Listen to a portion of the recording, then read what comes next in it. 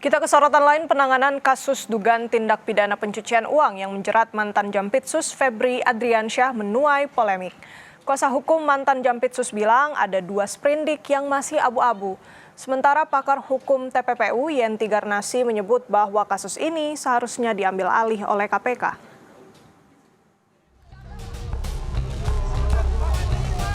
Penanganan kasus dugaan tindak pidana pencucian uang yang menjerat mantan Jampitsus Febri Adriansyah menuai polemik. Pasalnya, dari 4 sprindik yang telah diterbitkan, hingga kini baru 1 sprindik yang dilanjutkan ke pemeriksaan. Kuasa hukum mantan Jampitsus Febri Adriansyah bilang, hingga saat ini kliennya diperiksa dalam kasus TPPU. Namun, ada 2 sprindik yang masih abu-abu. Sprindik yang terbit dari data yang kami dapatkan dari kejaksaan, di Polri itu ada 3 sprindik. Ada batubara, tadi disebut Bu Yenti, yang kedua Asabri. Terkait Asabri, kemudian Krakatau Steel. Ya. Banyak orang berpikir penetapan tersangka untuk 3 sprindik itu. Saya ingin katakan di sini itu tidak benar. Yang benar adalah penetapan tersangka hanya 1, yaitu salah satu sprindik terkait dengan Asabri. Hanya Asabri? Itu di Polri ya. Oh, dari Kortas? Polri, di Kortas. Nah, kita geser nih. Ini perkara kan sudah di Kejaksaan Agung. Ya. Kita nggak mundur lagi ke diserahkan. Sudah diserahkan, dilimpahkan, apapun terminologinya. Ya. Sekarang ditangani Kejaksaan Agung. Kejaksaan Agung kemudian menerbitkan 3 sprindik, surat perintah penyidikan umum. 1, saya nggak tahu, karena nggak diperlihatkan terkait apa persisnya. Salah satunya adalah indikasi TPPU. Jadi 2-nya ini masih agak gelap nih. Apakah ini yang Anda sebut ke media sebelumnya tidak jelas itu abu? Itulah. Jadi ada zona abu-abu yang tidak cukup clear dalam proses penegakan hukum ini.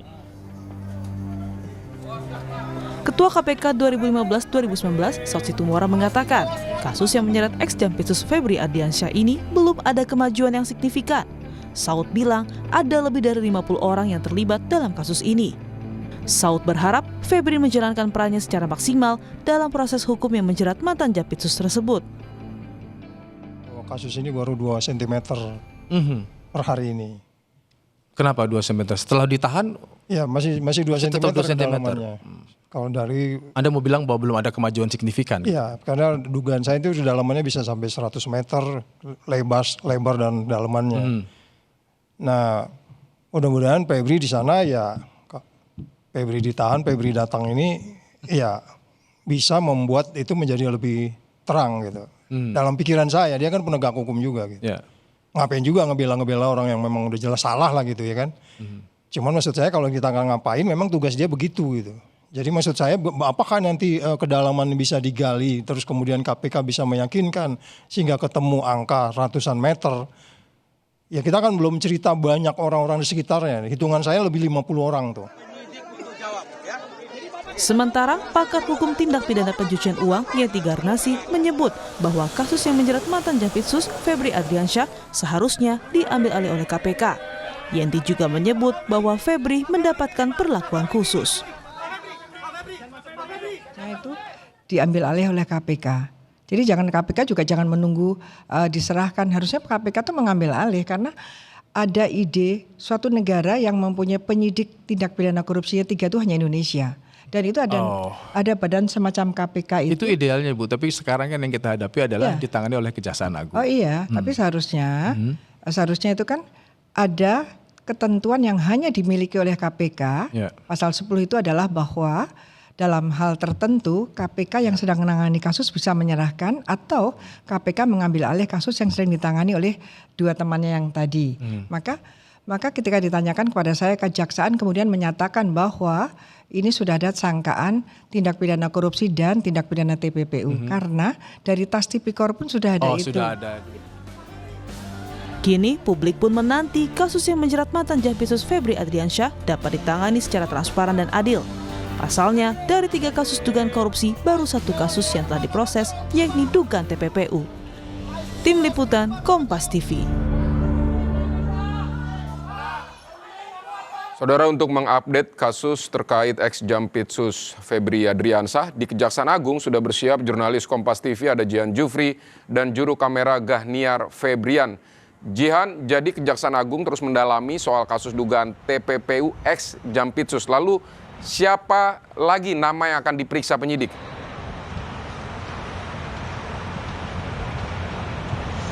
Ya Vidi, benar sekali sampai dengan saat ini memang dari Kejaksaan Agung masih melakukan pendalaman terkait kasus dugaan TPPU yang menyeret nama ex-Jampitsus Febri Adriansyah.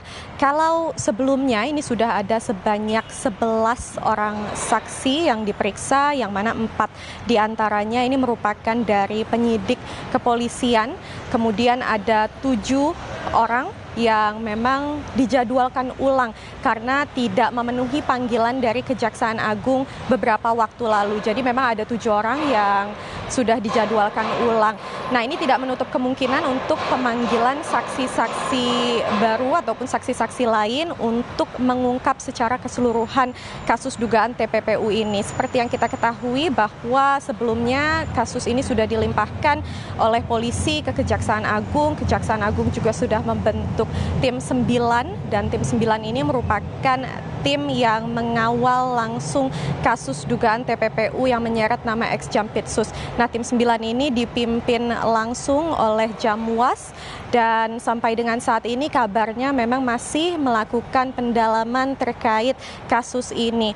Yang mana seperti yang kita ketahui bahwa sudah ada 3 sprindik yang diterbitkan begitu ya sejak penetapan tersangka Febri Adriansyah, lalu juga ada tersangka lain dengan nama Don Rito dari pihak swasta. Nah, memang kalau sampai dengan saat ini kami juga masih mencoba untuk mengonfirmasi langsung ke pihak Kejaksaan Agung, dalam hal ini adalah Kapus Penkum Anang Supriyatna, bagaimana perkembangan kasusnya tepat di hari ini. Namun memang kami belum mendapatkan respons dan yang bisa kami kabarkan saat ini juga bahwa secara bertahap dari Kejaksaan Agung ini masih melakukan penelusuran, yakni penelusuran terkait aliran dana, lalu juga aliran dari barang bukti lainnya, yakni seperti yang kita ketahui ada puluhan kilogram emas. Baik Jihan, kalau soal rencana pra-peradilan dari ex-Jampitsus ini seperti apa? Apakah dia akan mengambil langkah ex pra-peradilan atas penetapannya atau penetapannya sebagai tersangka atau seperti apa?